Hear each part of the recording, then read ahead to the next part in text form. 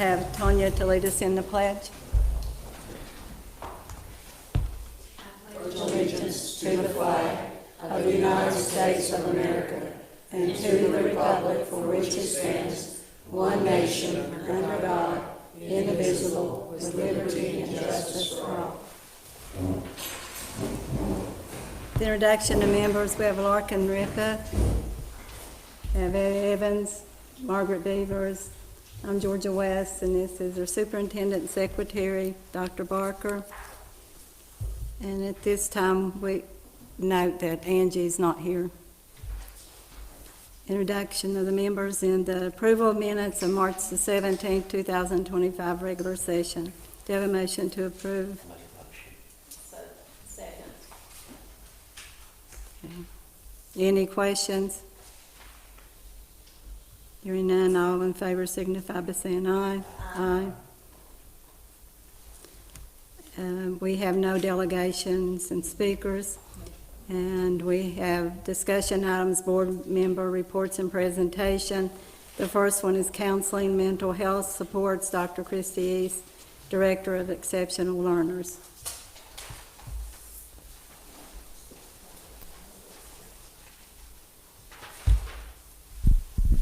Good evening. Can you hear me? Okay. All right.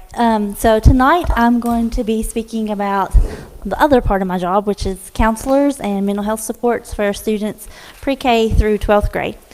Our counseling program, I think we're kind of in the middle of a rebranding, but this is our this is our second year of the West Virginia school counseling model. It follows the ASCA model, which is the national counseling model. Before I had this job, they had a different model, and so it's kind of like we've taken on the responsibility at the same time to learn the new state model.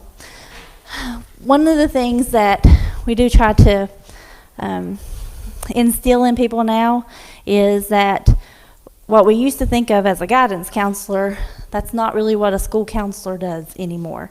As far as someone who sits in their office and puts in schedules and just does like paperwork kind of things, that's not what we want our counselors to be.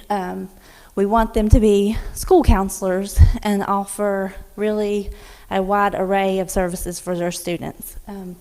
In all grade levels, we want to start with more collaboration and to have our counselors in more school leadership roles so that they're not just thought of as the extra person or who I need to watch my class while I go do this, and looking at the services that they give and the lessons that they do with our students in social emotional learning and developmental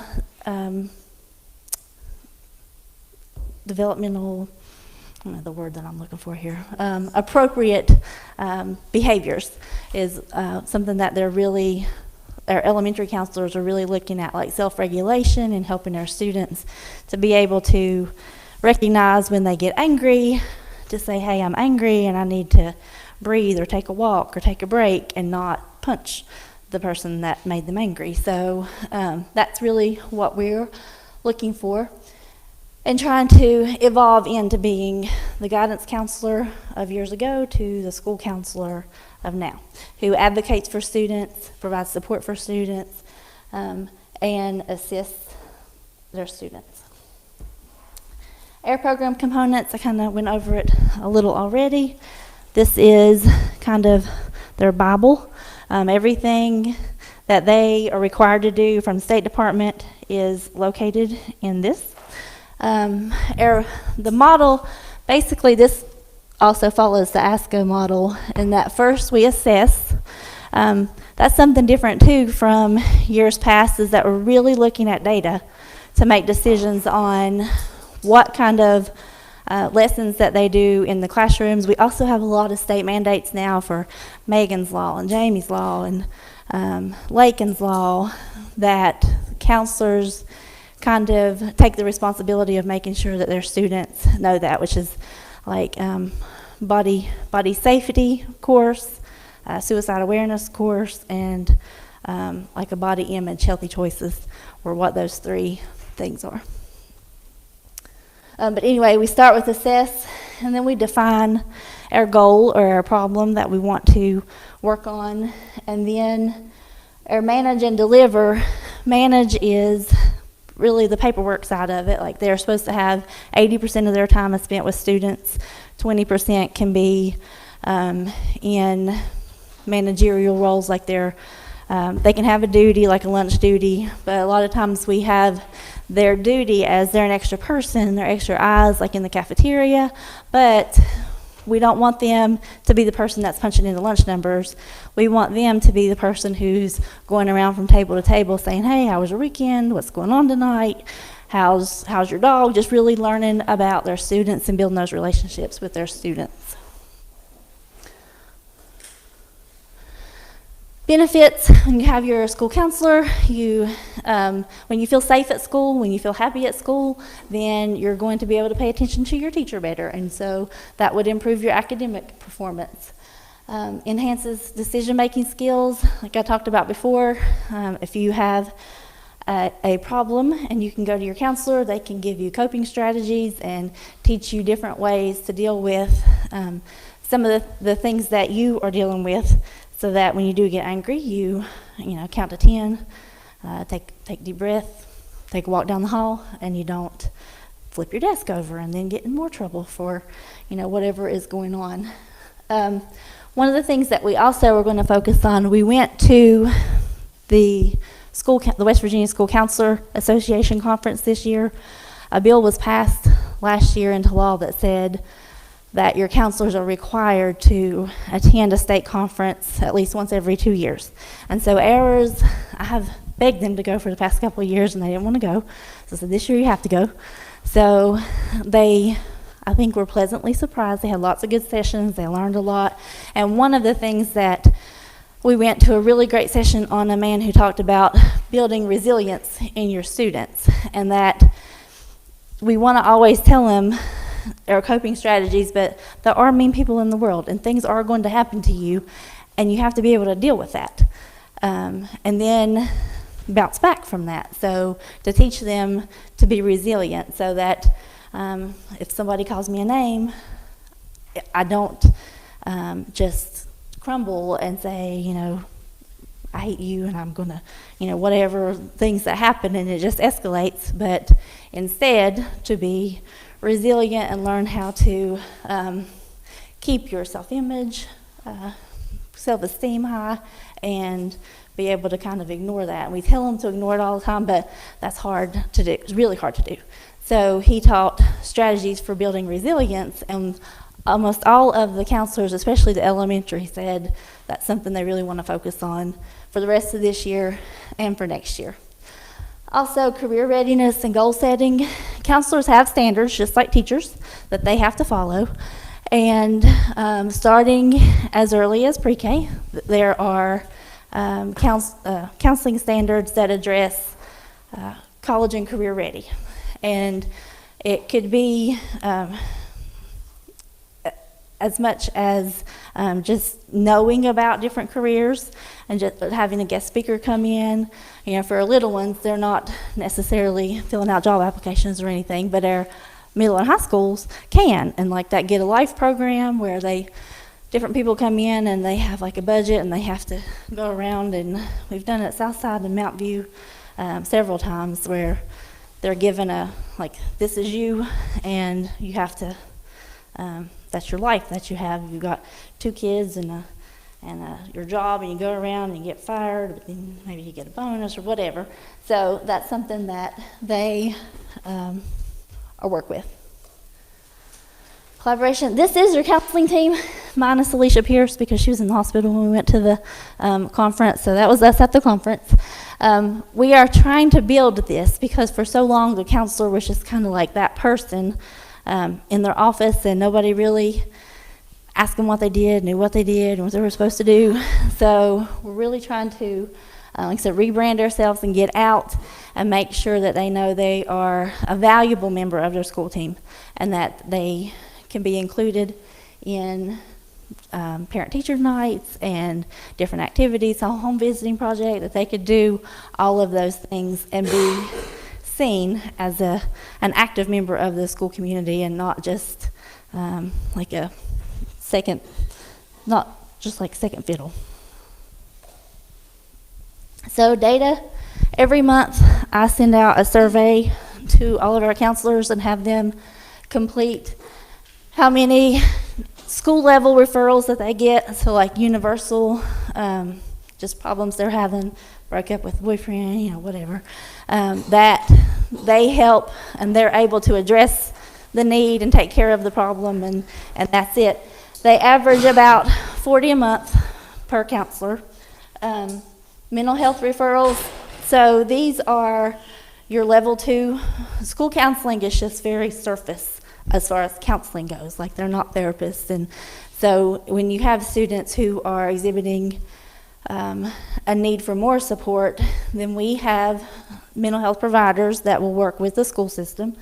So we have KVC, Southern Highlands, and Family Options that are 3 primary agencies that we can reach out to. And we have mostly Family Options works with Southside, and then we have Southern Highlands and KVC that pick up really the rest of the county.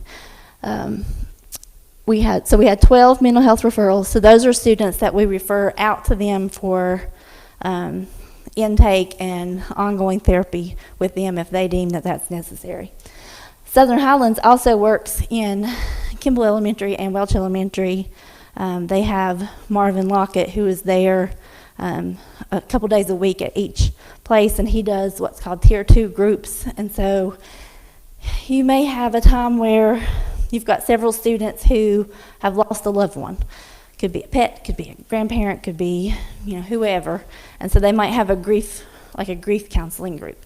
And that would be done by a therapist, like from Southern Highlands is who we have to do that. So that may go on for 3 or 4 weeks, that maybe at lunchtime they bring their lunch and they have like a little counseling session that they have. Before, at Welch Elementary, I know we had, like when students got off the bus, they went and got their breakfast, we had a few anger management groups. And so we had students who we knew if they didn't start their day off in a positive way, then it wasn't going to be a good day for a lot of people. So we would have that group go in and they would work on just a calming start to their day. So they might do a little bit of like chair yoga or breathing exercises or something while they ate breakfast, just to get them kind of settled and then move on. We have had 15 suicidal ideation referrals, and what happens with this, we really we don't take any chances on this. If a student says that they are going to kill themselves, or they feel like they are going to kill themselves, then each counselor has been trained with the Columbia Suicide Assessment and the ASAP 20, and they will complete that assessment. And again, our determination is not the be-all, end-all. That's just another piece of data that they can take. But if a student says this, we immediately call the parent. They have to come to the school to have a meeting with the counselor, the administrator. Student in the meeting, sometimes not. They think sometimes it will make it worse, but they have to take the student to be evaluated, and we have to get a written confirmation from wherever they take them. They take them to the emergency room, some of them take them to Southern Highlands, that says they've been evaluated and they are not considered to be a threat to themselves or others. Sometimes we get that paper back the next day. Sometimes they get a different placement and we don't get them back for a few, weeks. But we at no time will leave that student alone, like even to go to the bathroom. Somebody's to go to the bathroom. They don't, while you're waiting on parent to come pick them up, they have to be with an adult at all times under their supervision so that nothing can happen while they're at school. And then they go get the evaluation, we get the clearance, and we don't let them come back to school until we have the clearance. And a lot of times the clearance also comes with a referral to one of these providers so that they can get some support that they're having. problems with. Also, in that is self-harm.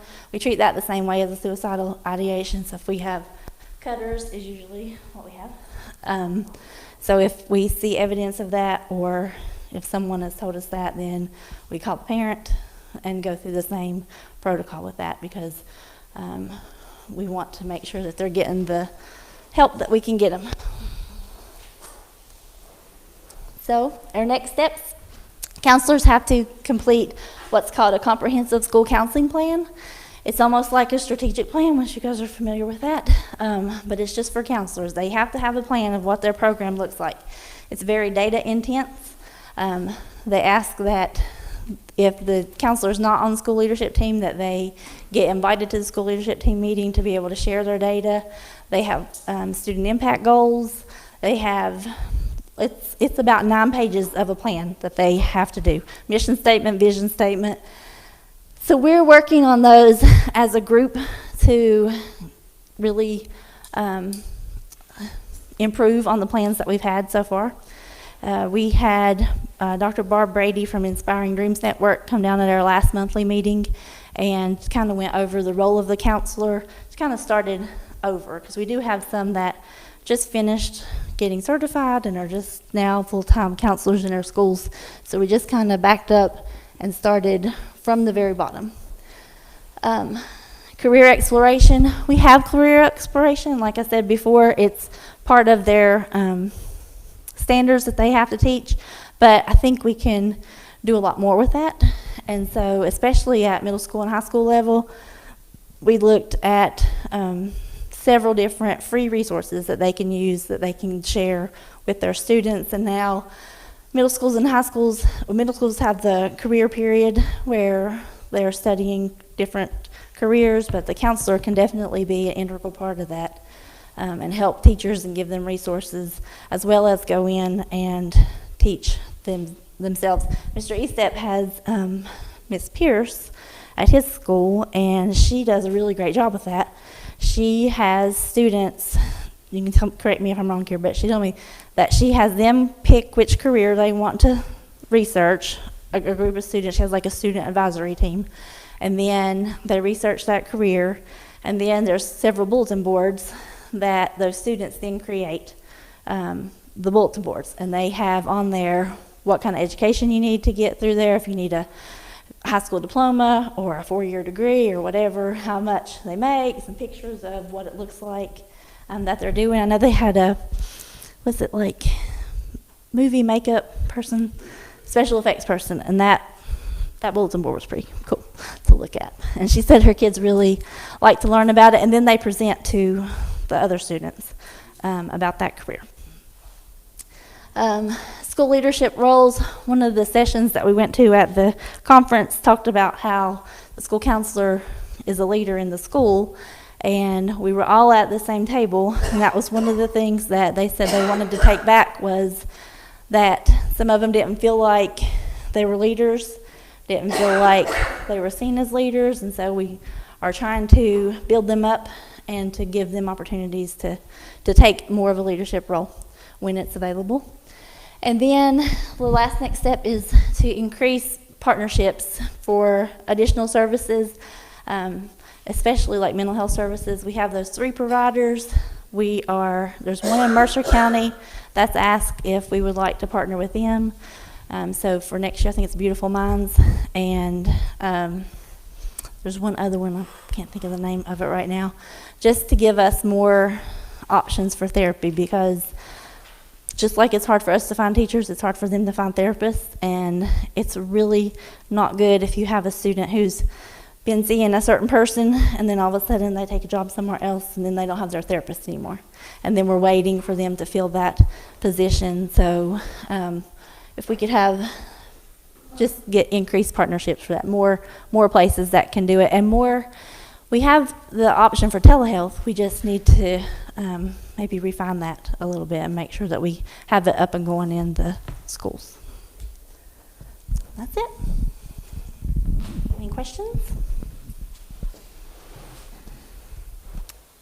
No. Thank you. Christy, help Kim sign.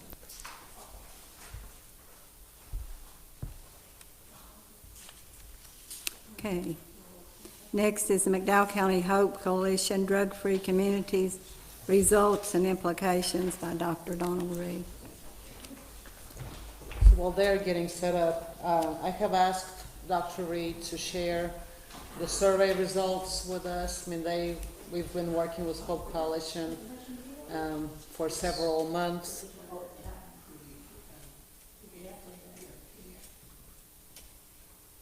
So we had surveyed our students. We wanted you to see the results of that survey.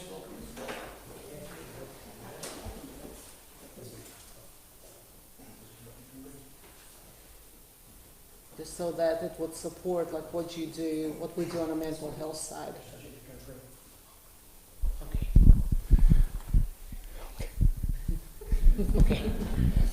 Thank you for allowing me to present. The Hope Coalition's in its 23rd year, and we are a drug-free communities grantee. So every drug-free communities across the nation actually does a core measure survey with their youth. So we're able to look at data.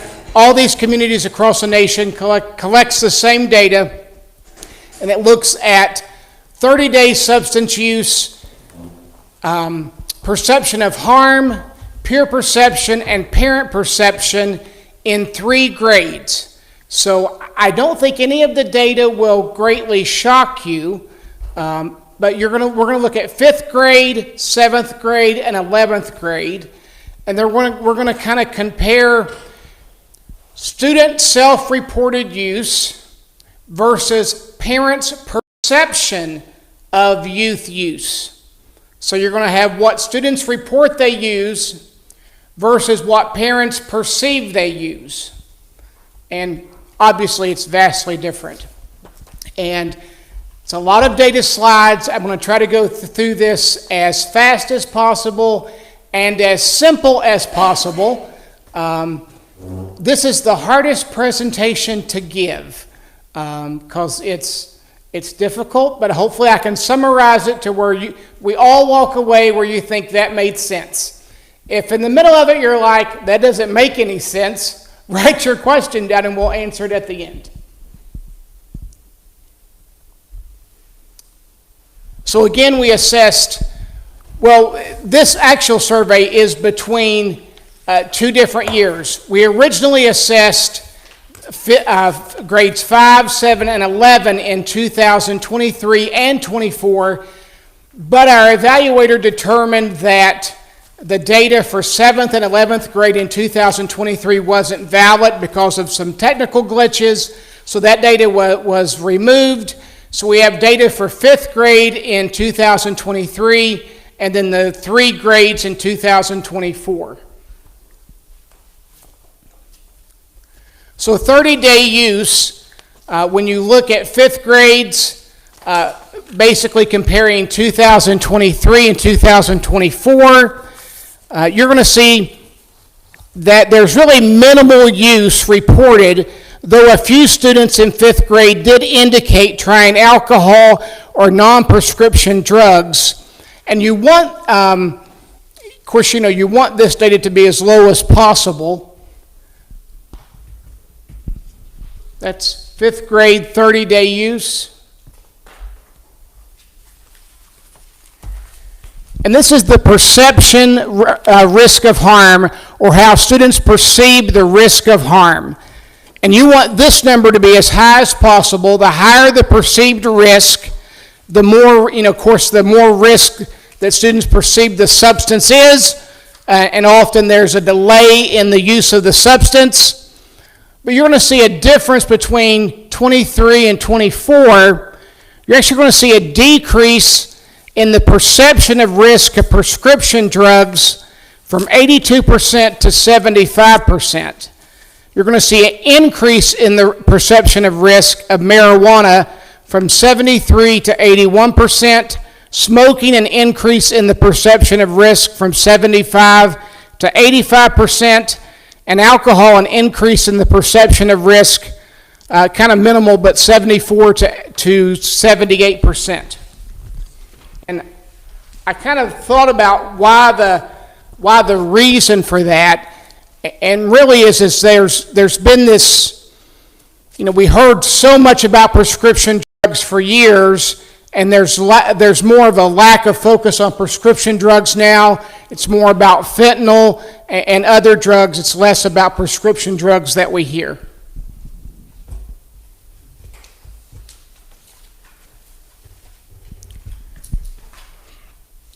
Here we have the fifth grade peer perception of what students think their peers consider how wrong it is to use these substances.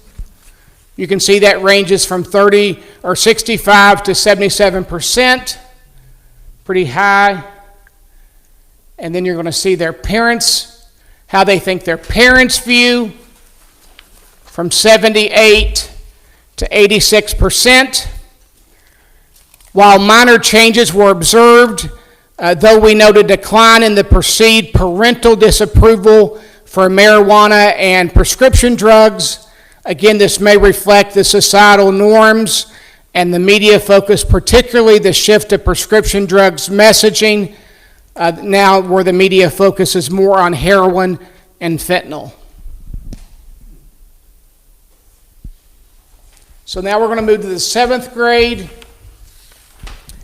Again, this is self-reported 30-day, past 30-day use.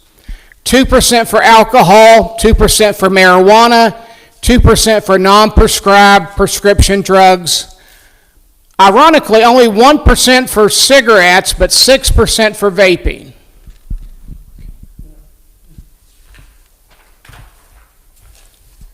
So then we're going to go to the perceived risk of harm.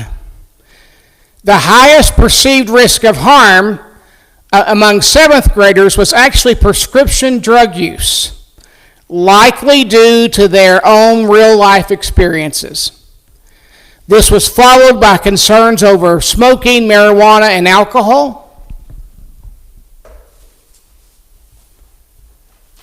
And then here we have again their peer and their parents' perception of approval. Youth reported relatively low personal use, but a notable drop in how strongly they believe their peers disapprove of substance use.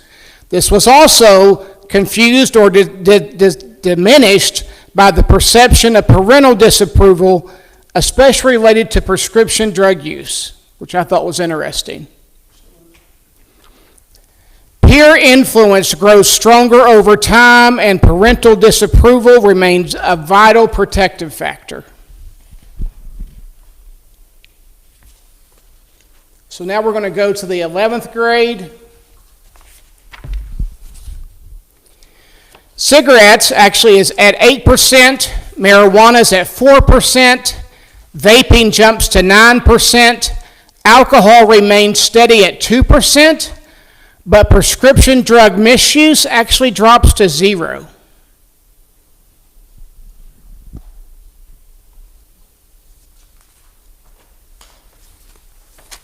So if you look at the 5th, 7th, and 11th grades side by side, which makes this data a little bit more clear, when you look at alcohol, alcohol stays the same, all 3 grades, 2%. For cigarettes, we go from 5th to 7th, stays at 1%. By the 11th grade, it jumps to 8%. Marijuana, we go from 1%, 2% to 4% in the 11th grade. Prescription drugs not prescribed to them. And I have to wonder, maybe if the 5th grade didn't fully understand the question, we're at 4%. 7th grade, we're at 2%. 11th grade, we're at 0%. Vaping, we go from 1% in the 5th grade to 9% in the 11th grade.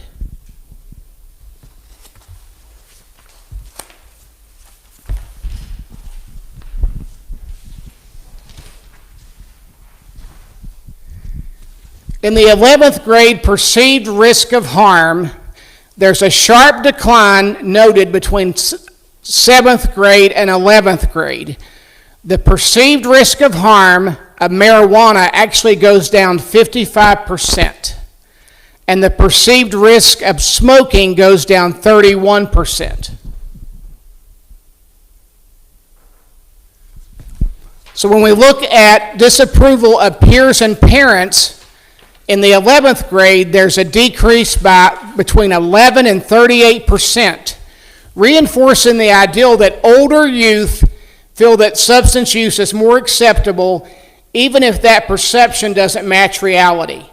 As youth age, the combination of increased exposure, decreased perception of risk, and a false sense of peer and parent acceptance elevates the risk of youth.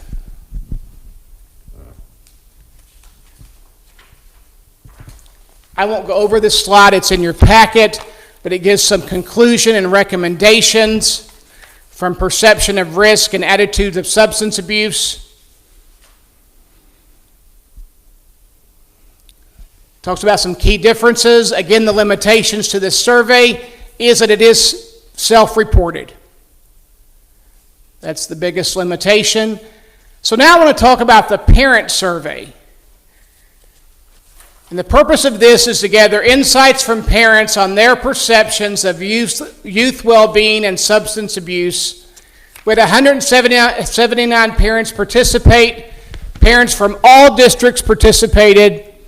14% were grandparents or relative caregivers.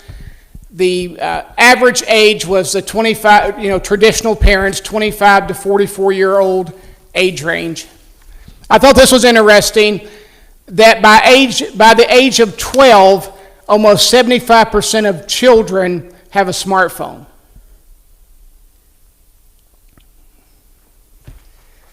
Now, this is the parents' perception of how much they talk to their children. Parents report high rates of discussing issues like bullying and substance abuse. So when you ask parents, how often do you talk to your children about these issues, they report we talk about it almost daily or weekly. But based on youth feedback, it seems more that parents are talking at their children, not actually having real conversations. So these were the top concerns of parents.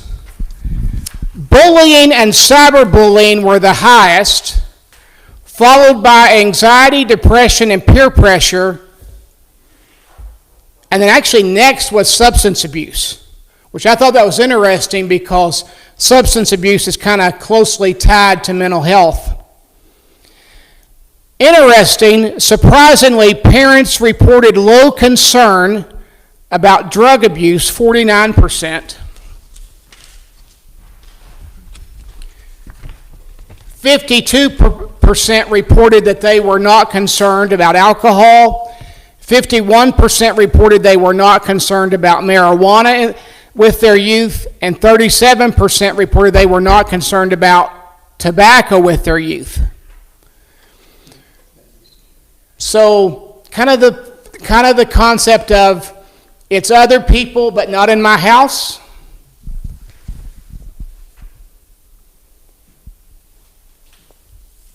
But here's their perception of what's happening with other people.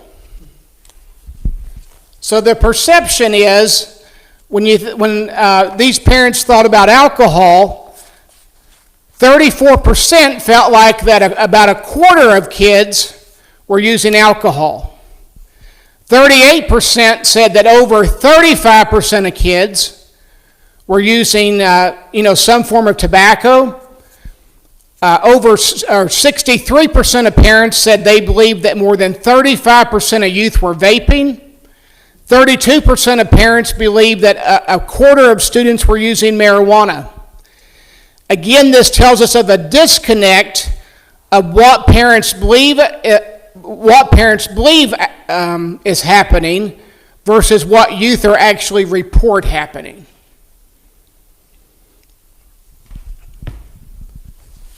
So you know how sometimes we say the sky's falling? Of course, the youth data is self-reported, but the youth data is very low compared to the parents' perception of what they perceive youth are actually using. Those are some harder, their perception of some harder drugs. I'll skip this, it's in your packet. I thought this was interesting. 15% of parents said that they were aware of other parents who hosted parties with alcohol. And we actually do have a social hosting ordinance in McDowell County, but only 6 people were aware, or 6% of parents were aware of that. Never heard of it? Yep. I thought this was interesting, to ask parents what do they consider are the factors that bring the most stress to your children. The number one factor that caused the most stress was school and grades. Next was friends. Then sports, post-high school plans, balance of commitments, sports, and then dating.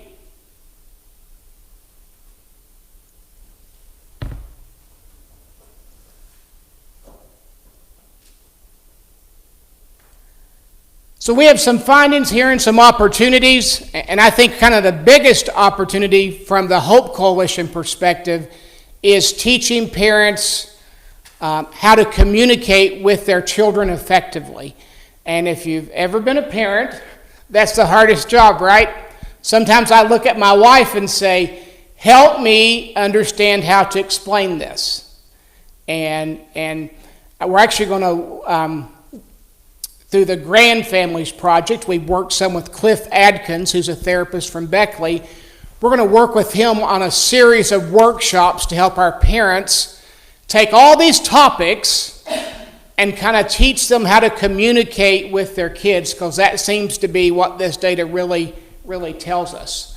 And then to take this data and tell the story that most youth in our school system is not using, to break that perception and really tell the truth based on the data. That's kind of, I'll end there. Do you have any specific questions? Now, it doesn't mean I can answer them, but I'll get back to you. Thank you, Dr. Reed. Are we still one of the top counties for tobacco use among high school students? Yes. So does that data match that statement? Well, they report data now by the regent. So we don't necessarily have data specifically for McDowell County, or I don't have data specifically. And you did say it was hindered by being self-reported. Yes. So they're not going to tell on themselves if they are. I don't know. It was on a computer and it was anonymous, so. I see, okay. So the perceived risk differences between what they see at home versus what they think's going on in the community. Mm-hmm. There seemed to be a disconnect in the data there, or did I read that wrong? Well, I think parents, there was a lack of concern, or I shouldn't say a lack of concern. The focus on substances was about third tier in conversation, even though their perception was all this high use at school. Does that make sense? Mm-hmm. Perfectly. That was kind of the disconnect. So that might lead to my next statement here. It might be a good research project for someone working on their master's degree. I don't know. But is there any kind of correlation between the perceived data and, let's say, our behavior data? That would be interesting to find out, what we're seeing, what the principals and counselors and vice principals are putting on the computer, reporting to Charleston, that our kids are doing or not doing, and looking at that perception data that you presented just now. It'd be interesting to see how that compares here at the county level. Does that make sense? Yeah. Yeah. Yes. Well, and I wanted to ask Dr. Reed just to elaborate a little bit on how we connect the school and some of the resources, because substance misuse is still happening. Even if we don't have as much, but it's still happening. And sometimes it's like repeat offenders that you are seeing, that they just cannot kick the habit. So Dr. Reed came to us, and we actually created a little process with high schools, because high schools is where you see the most of it. But as you know, you cannot suspend your way out of that vaping addiction. Like you do what you need to do to try and discipline, but at the same time, if we are a school system, we want to make sure that we are trying to make an impact on helping these children change their addiction. So we are in the infancy of this. It's still kind of trying to work the kinks out. But Dr. Reed, if you can just kind of talk to them about our thinking, if somebody's caught vaping, like what are some of the steps we are doing, instead of just saying, here you go, you're out of the door. Yeah, so I did have a thought on some of the data among fifth grade between 23 and 24. There was a 10% jump in the perception among youth on the risk of tobacco. It made me think, was there a connection to all the work the school system has done with Catch My Breath and your education on vaping in that year to make that number go up that 10%? So I don't know the answer to that, but from 23 to 24, there was that 10% increase in the students' perception of harm in the fifth grade concerning tobacco use, which was probably in their minds vaping, I would imagine. But Dr. Barker's referring to, there's, as she said, you can't write your tickets, you can't write tickets away, or, you can write tickets all day long, but you're not going to help someone quit vaping unless you have a true intervention.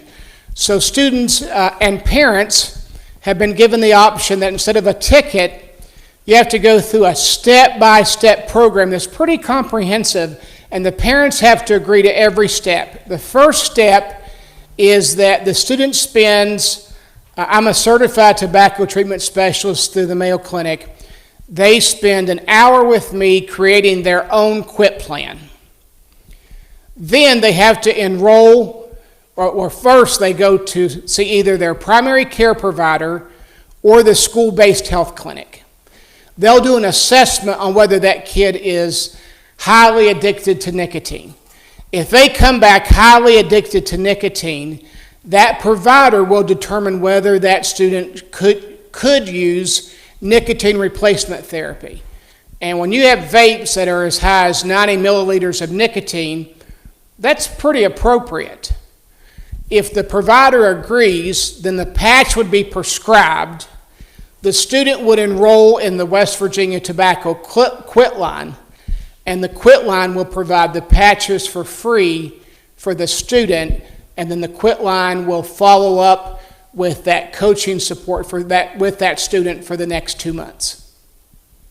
It's a pretty intense, comprehensive program, and it took the Board of Education, Tug River Health, the Quit Line, and the Division of Tobacco Prevention all to agree to those steps, and the parent has to agree to each of those steps along the way. And we are we're waiting on kids from Riverview, but we've already started with kids from Mountain View. So these are high school students. Has to be high school students, yes.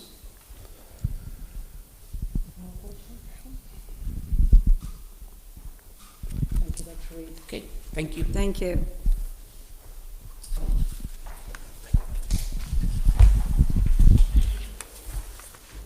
Okay, the next item is the personnel agenda. And we're going to do the reduction in force transfer agenda. Is this the one that's going to recuse? No, this is the other one, the regular one. This is the regular, this is the three.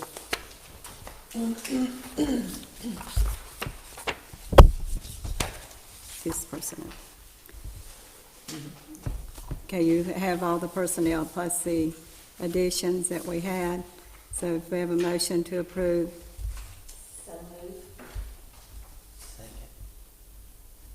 Motion by Margaret, second by Larkin.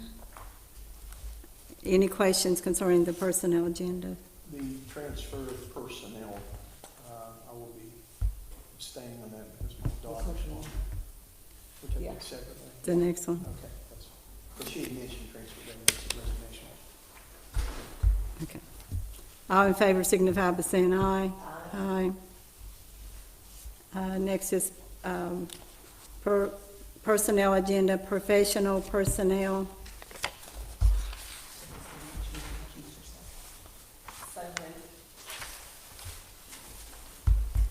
Motion by Ms. Beavers. Second by Larkin.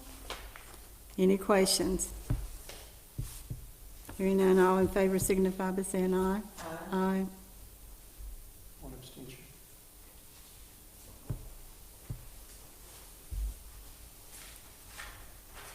Okay, that was one abstention Yes. for the record. Next is the volunteer agenda. It's number 2. Motion by Margaret. Second by Larkin. Any questions concerning the volunteer agenda?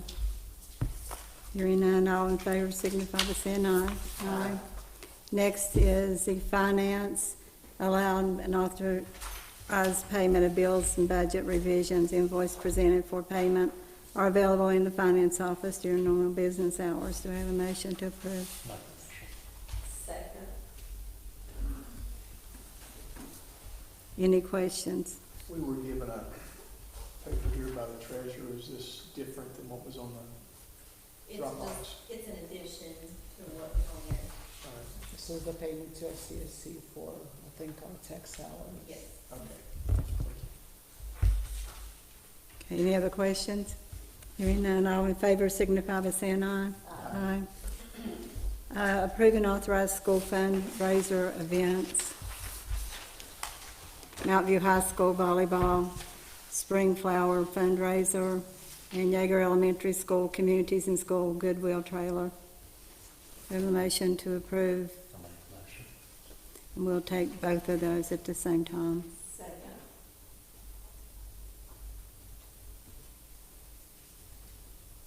Do you have any questions concerning the fundraisers? Hearing none, all in favor signify by saying aye. Aye.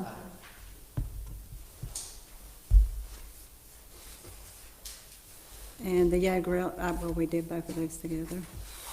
The action items is 1 through 13, if we could, We have done, we didn't. this one's different. Okay, number 1, I'm sorry.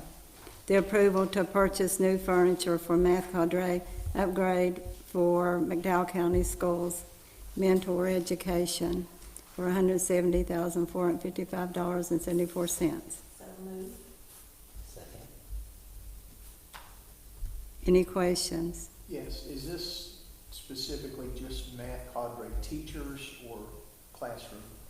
For the classrooms, for the math cadre teachers. Just those teachers? Yes. Okay. No other questions? All in favor signify by saying aye. Aye. We have 2 through 13. It's approval of student trip requests.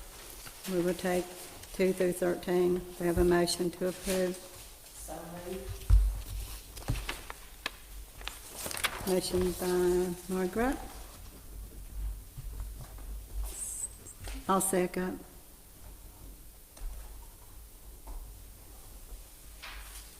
All in favor signify by saying aye. Aye.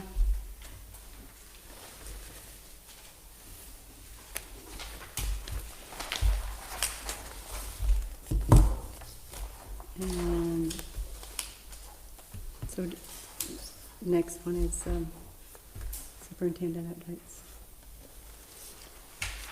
So, I just wanted to let you know that tomorrow, April 8th, and then Wednesday, April 9th, we have career fair taking place at CTC. So this is our recruitment for the next year's career fair, and technical center enrollment.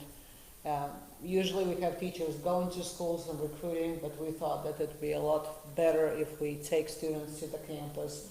So they have created 20-minute sessions, so students will rotate through every single shop in the program, and the teacher will be able to explain and show them what they can do and what certifications they can get.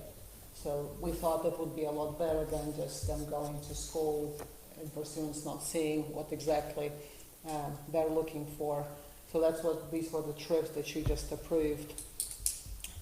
We also are planning to take grade 7, 8, and 9 students to CTC for a similar experience the last week of June. So we're trying to, we know that attendance, we got to work a little bit harder every time we get closer to the end of the school year. So we thought that if we do the same thing, because seniors will be gone, so we'll have some time in the afternoon at CTC, and we can just take middle school and 9th graders just to build their career awareness and the program offerings we have in our school.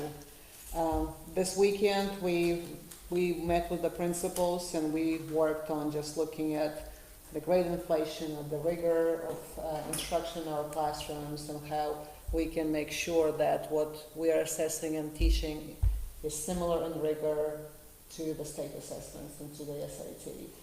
So we have spent 2.5 days working on that with our principals. Testing season is upon us. So Riverview had their primary SAT school day last week on April 3rd. Mount View will have their primary SAT school day on the 15th. They have some exceptional learners taking the test because sometimes there is time frame for that, and homebound students, just because my expectation to both high schools is that 95% of their students at least take the test, because we are focused on accountability, and you have to make sure you have 95% of your students tested, which high schools have been struggling a little bit with it. As I told you in email, our audit was submitted on time.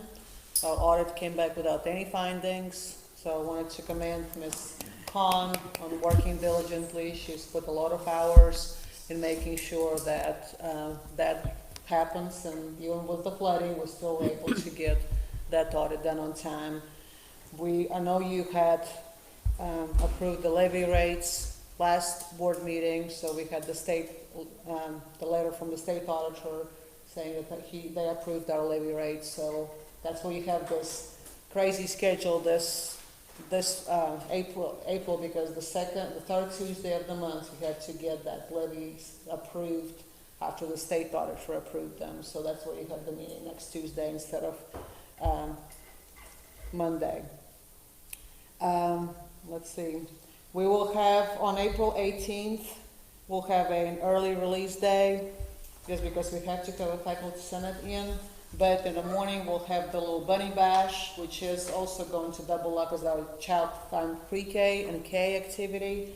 So we'll have that celebration, and we also celebrate growth of kindergarten on the iReady assessment, because they have exhibited the highest growth in the county. So we wanted to recognize teachers as well. Our pre-K and K registrations and screenings are going to take place April 14th through 16th. And also May 16th, if you want to add that to the calendar, we'll be hosting Special Olympics. And I will be reminding you about those dates as we get closer. Also, as you know, FEMA we have the public assistance approved by the president, so we had to, and it's the assistance for the public organizations. So Mr. Chapman and I, we talked with FEMA people, and he submitted all the needs assessments, all the paperwork for us to get reimbursed, because we asked to have our football field, our baseball field at Riverview, our field at Southside, look at the tennis courts, because those are the ones that are not insured, and they will not be insured. The insurance told us that it's just not going to be insured ever, so we got the denial letter for that, so that now we can start looking getting the bids out so that we can start working on those fields and reimbursed by FEMA. But we have to use our county funds first. But we got everything in place. We got all the paperwork. We were the first ones to submit all the paperwork and all the needs assessments. What's the percentage of reimbursement? I think they should be able to reimburse us. 100%, correct? Yeah, fingers crossed. Will that include the parking with the school buses park on that island going over to the, It's outside.